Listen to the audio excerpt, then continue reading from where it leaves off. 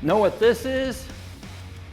It's amazing how very little attention this important filter gets, and how often it's overlooked as a possible cause of a poor AC performance complaint. Learn more in today's edition of The Trainer.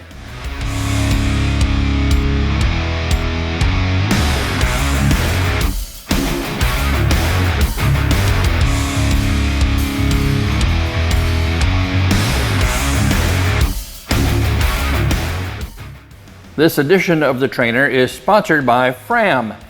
Don't cover up, eliminate with the Fram Fresh Breeze Cabin Air Filter.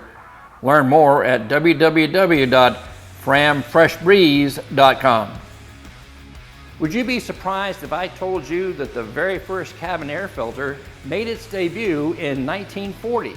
The purpose for the filter in the Nash system is the same as the cabin air filters have today: to keep dirt and other debris from entering the passenger compartment. But it wasn't until the late 80s that cabin air filters became more commonplace as standard equipment. And then into the 2000s, nearly every passenger car and light truck is equipped with one. Today, just about everything on the road, from passenger cars and light trucks to Class 8 tractors, have one installed. Why the growth in the use of these filters? Consider a few facts. For one, the concentration of airborne pollutants in the cabin can be 6 to 7 times higher than the concentration in your customer's own home. His or her morning commute doesn't help much either. The concentration of pollutants on the highway is 6 times more in the center of the road than on the shoulders, which makes sense when you consider you're traveling behind another car's exhaust. And it isn't just exhaust that's trying to get into your customer's car. Diesel particulates, tire debris, brake dust, these are just 3 of the over 200 identified pollutants common in a modern vehicle. And let's not forget pollen and other allergens. Over 40 million Americans suffer from these allergens, and the problem becomes worse when these allergens are concentrated inside the car. In addition to keeping your passengers healthy and happy, the cabin air filter is an integral part of the vehicle's heating and air conditioning system. Filters located in the casing between the blower motor and the evaporator core, a very common location, also trap copper debris resulting from the blower motor's operation, preventing it from reaching the aluminum core, where it could start a galvanic reaction that leads to pinhole leaks and eventual failure. Filters can also be located in the fresh air inlet. In both of these instances, the filters help prevent organic debris from reaching the evaporator. Now, you may remember the result decaying leaves and condensation have on the evaporator core. It makes a great growing ground for fungus, and that leads to that musty and potentially unhealthy odor your customer notices in the passenger compartment. Now, all of these are good reasons to inspect and replace, if necessary, your customer's cabin air filter. But there are a few others that perhaps you haven't given quite as much thought to, and that's the detrimental impacts that a clogged filter can have on the vehicle's heating and air conditioning system.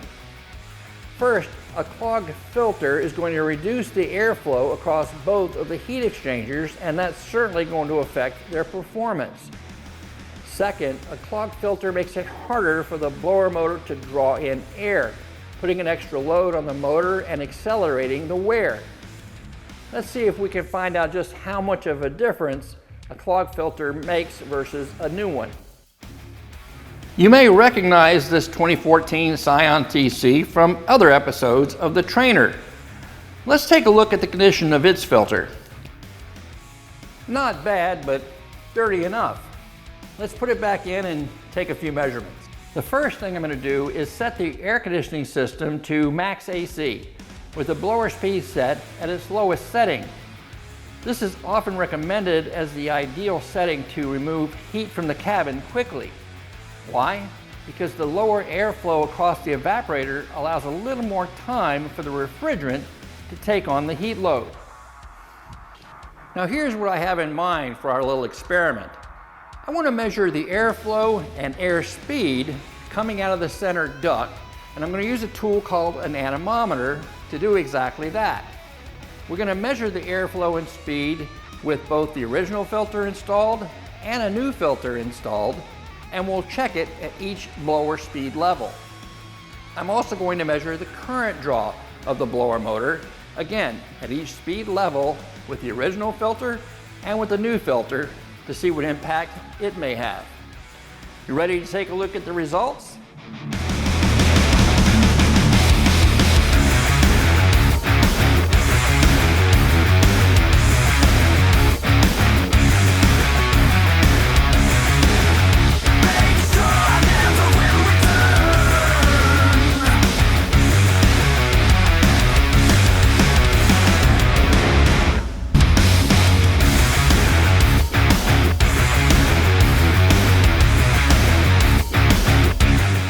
Fram has been in the filter business a long time, and their cabin air filter will filter out 98% of dust, pollen, and other contaminants.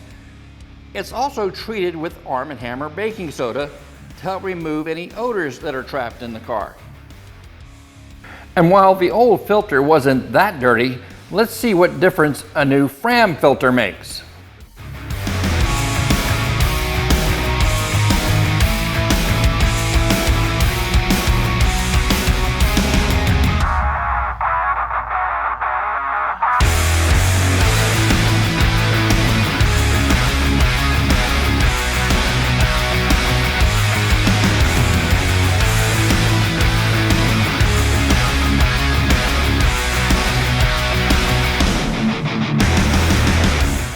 Now to compare the data.